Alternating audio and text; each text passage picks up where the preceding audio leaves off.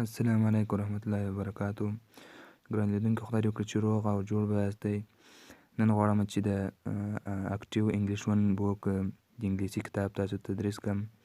دا کتاب د انګلیسي لپاره ډېر مهم ده او انشاءالله که چیرې دغه کتاب تاسو خلاص کړئ تاسو به ډېر څه ترې زده کړئ د انګلیسي په برخه کې. دا کتاب ده. که نو راځو په درس پیل کوو. لومړی لوست ده. اکټیو 1 کتاب خو تاسو ته معلوم ده، دغه صفحه ده، دا اول مخ ده. که چیرې کتابونه له تاسو سره وي کتابونه راواخلئ او دلته پام ورته وکړئ. ښه، ایټم 1 اوله برخه ای معنا څه نن په ای کې خبرې کېږي. اول شکل دغه درته راوځي. اول شکل څه شی ده؟ په شکل کې هم وینئ چې دغه څه شی ده؟ میز ده. دلته به یو میز اوس په انګلیسي څرنګه وایي؟ ډیسک. یعنې د مخامخ ډیسک. ډیسک څه معنا؟ میز. دغه نومونه به تاسو یادوئ چې میز ته چې وایي، قلم ته چې وایي، پنسل ته چې وایي.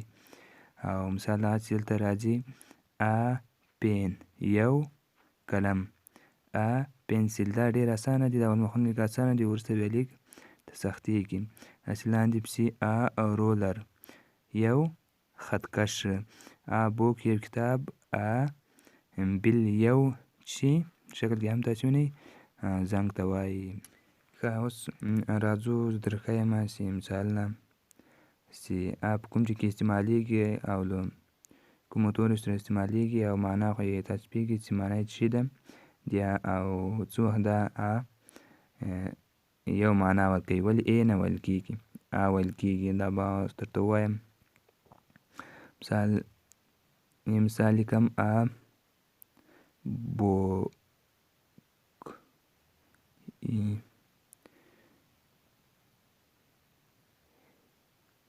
یو چې کتاب. ښه، دلته د معنا چې ده، د معنا دلته یو ده. یو ده. کنه ځان ته راغله. په انګلیسي کې دا یو حروف ته چې معنا یې چې راځي چې ځان ته راشي دغه معنا چې ده یو ده. او بوک خو چې ته وایي کتاب ته وایي. دغه پوهېږئ تاسې. مثال هغسې راځي. زه یو بل مثال تاسو ته لیکم. تاسو کتاب کې په هغه کې شته پین، پی ای ان، پین. دلته بیا هم د ای معنا چې ده یو ده. او پین خو تاسې پوهېږئ چې دا چې ته وایي قلم ته وایي. د معنا دلته بیا چې ده هم یو ده. او پین خو چې ته وایي قلم ته وایي. تاسو کتاب کې راغلی ده. دغه سپیل به تاسو سم زده کوئ چې پی ای ان یعنې قلم، چې بیا په آینده وخت کې تاسو به یې په لیکلو هم پوهېږئ. مثال هغسې یو بل مثال ده تاسو هغه ته راغلی. خو دلته مې یو شي ته پام وي چې ان هم معنا چې ده یو ده. خو دا بیا د څه شي لپاره استعمالیږي؟ د واول حروفو لپاره استعمالیږي. واول حروفو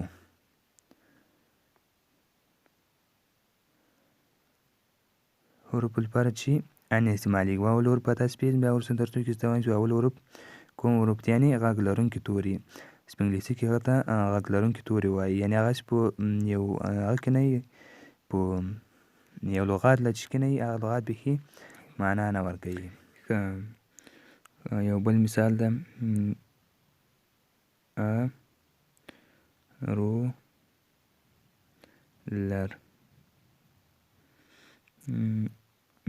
رولر چې ته وایي دې هم تاسې کتاب په شکل کې هم وینئ چې دا خطکش ته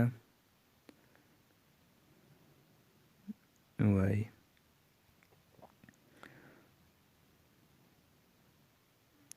او دې معنا بیا هم دلته چې ده یوه ده.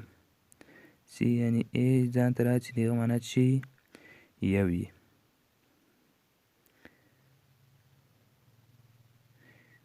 هغه یو بل مثال د دې لپاره لیکم چې دا تاسې سم سره اشنا سئ او سپل یې سم وکړئ. یعنې دا درسونه اسان دي، وروسته بیا لیک سختېږي. دا بل مثال ده پنسل. پنسل څه چیش ته وایي؟ پنسل خپله پنسل ته وایي. او دې معنی بیا هم دلته چی ده؟ یوه ده، یعنې یو پنسل. یو پنسل تاسو په انګلیسي کې لیکلی به لیکئ پنسل. دغو تلفظ به تاسو سم زده کوئ. تلفظ یې ډېر مهم ده په انګلیسي کې. تلفظ او دا یاد ویل یې ډېر مهم، ځکه دا په املا کې له تاسو سره هم ډېر کومک کوي. او دا یو بل مثال ده چې تاسو ته لیکلی ده ربر. دا چیز ته وایي؟ ربړ ته وایي. نو دا څرنګه ویل کېږي؟ یو ربړ څرنګه ویل کېږي؟ چې ربړ. د درې توري آر یو بي رب، دا تر یو ځای ویل کېږي، بیا بي ای آر ده، بیا ربړ. یو ربړ لاین داسې ده که پښتو کې توري سره جنګول دي، نور هېڅ مشکل نشته پکې. ښه نوټ: دا به د ا حروف معنا یوه ده په داسې حال کې چې یوازې راځي. دا نور به تاسو سره یادوئ. که دا نن ورځ درس ویډیو لږ اوږده شوه، بله ویډیو به انشاءالله لنډه وي. نو الله مو